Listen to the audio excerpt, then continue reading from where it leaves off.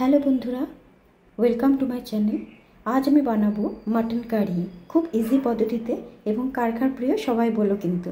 তাহলে চলো কেমন করে বানাই দেখি। মাটনটাকে ভালো করে ধুয়ে নিয়েছি পরিষ্কার করে গরম জলে, এবং এটা না খুব সিম্পল রেসিপি কিন্তু। এবার আমি এটাকে নুন দিয়ে, ভেতরে নুন দিলাম। এটাকে আমি আগে সেদ্ধ করব, তার জন্য আমি নুন দিলাম এবং এরপরে দিলাম হলুদের গুঁড়ো। যে যেরকম খাও হলুদের গুঁড়ো, সেই হলুদের গুঁড়ো দেবে। দেওয়ার পরে এটাকে ভালো করে আমি একটা কিছু হাতা দিয়ে ভালো করে মিক্স করে দেবো। এর মধ্যে লঙ্কা গুঁড়ো দিলেও দিতে পারো। আমি এবারে এটা কুকারের মধ্যে দিচ্ছি। এবারে কুকারের মধ্যে দিয়ে আমি পরিমাণ মতো জল দেবো, বেশি জল না, পরিমাণ মতো, যাতে এর মধ্যে এটা মানে ভালো সেদ্ধ হয়ে যেতে পারে। এবার জলটা তোমরা গরম জল দিতে পারো। এবার দিলাম আমি রসুন কোয়া কটা, আর এলাচ আর দারচিনি একটু থেতো করে গুঁড়ো করে আর কি, তো এর মধ্যে দিলাম। আর দেবো হচ্ছে দুটো তেজপাতা।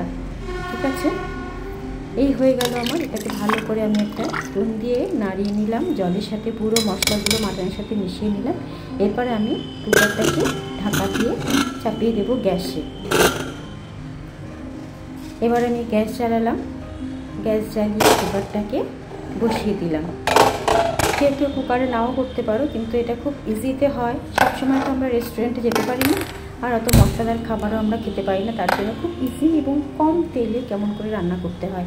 এবার এটাকে 4 থেকে 5 মিনিট আমি কুক করব। এবার মশলার জন্য কি নিয়েছি, পেঁয়াজ, আদা, রসুন, টমেটো, কাঁচা লঙ্কা আর দুটো শুকনো লঙ্কা, এগুলোকে আমি ভালো করে বেটে নেব মিক্সিতে। আর টমেটোকে হালকা করে বেটে নেব। এর সাথে কিন্তু টমেটো বাটার সাথে টমেটো পিউরিও দিব, আর পেঁয়াজের মধ্যে কিছুটা আমি বাটবো, কিছুটা আমি কুচো রেখে দেবো। আর আদা রসুন বাটবো একসাথে, পেস্ট দিলে দিতে পারো, আমি দিচ্ছি না। আর পেঁয়াজ কিছুটা বাটবো। এবারে কড়াই বসিয়ে দিলাম, তেলটা গরম হতে দিলাম। তেল গরম হয়ে আসলে দেবো আমি নুন, যাতে সর্ষের তেলের কাঁচা গন্ধটা চলে যায়। আমি সর্ষের তেলে রান্না করছি। এবার দেবো দুটো শুকনো লঙ্কা আর আলুগুলো দুমদুমে করে কেটে নিয়েছি। মাটনে আলু না দিতে কি আর জমে বাঙালি, আমরা বাঙালি। এবারে ঢাকনা দিয়ে দিলাম, দিয়ে এবার এটাকে কিছুক্ষণ কুক করবো, 2 থেকে 3 মিনিট, যাতে আলুটা একটু ফ্রাই হয়ে যায় আর সাথে একটু বয়েলও হয়ে যায়। এবার দেখো হয়ে গিয়েছে, আমি দিলাম এই কুচনো পেঁয়াজগুলো। এবার কুচনো পেঁয়াজগুলো দেওয়ার পর নেড়ে চেড়ে এই বাটা মশলাগুলো যা যা করেছিলাম সেগুলো সবই আমি এর মধ্যে ঢেলে দিলাম। ঠিক আছে, এবার একটু তরকার করে উঠবে, যেহেতু মশলার থেকে জল থাকে, তো তার জন্য আমি দেবো একটু হলুদ দিয়ে এবারে ভালো করে নাড়বো। আর তার সাথে দেবো হচ্ছে জিরে ধনে আর গুঁড়ো আর সল্ট, এই আর দিলাম হচ্ছে যে টমেটো পিউরি দেবো বলেছিলাম, সেই টমেটো পিউরিটা। এবার ভালো করে আমি নেড়ে চেড়ে ঢাকা দিয়ে দিয়েছি।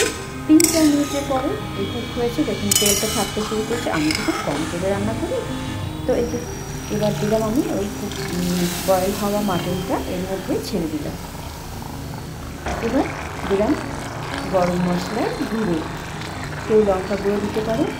এবার আমি গরম মশলার গুঁড়ো দিয়ে ঢেকে দিলাম 5 থেকে 6 মিনিট, ভালো করে রান্না হবে।